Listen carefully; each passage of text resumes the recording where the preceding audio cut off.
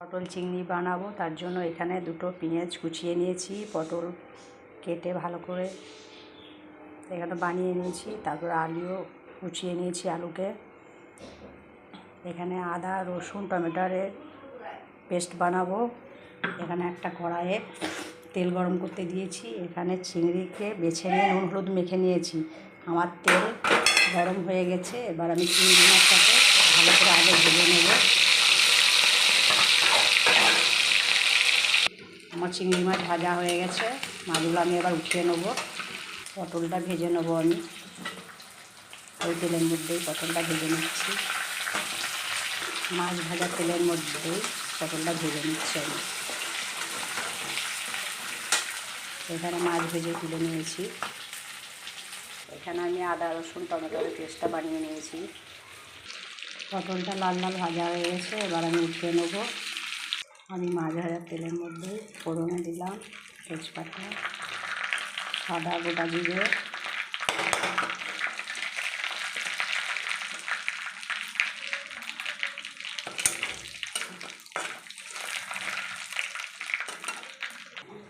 এবার আমি পেঁয়াজ কুচি দিলাম।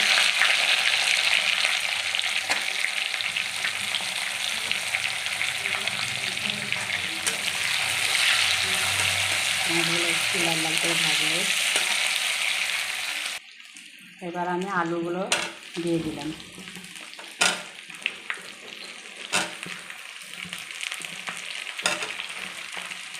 আলুগুলো পেঁয়াজের সঙ্গে লাল লাল করে ভালো করে ভেজে নেব।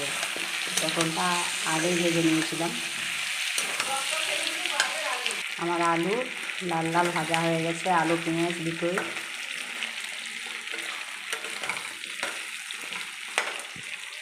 এবার যে আমি আদা রসুনের পেস্টটা বানিয়ে রেখেছিলাম ওটা দিয়ে দিলাম। এরপর আমি লঙ্কা গুঁড়ো দিলাম, হলুদ গুঁড়ো, জিরে ধনে গুঁড়ো।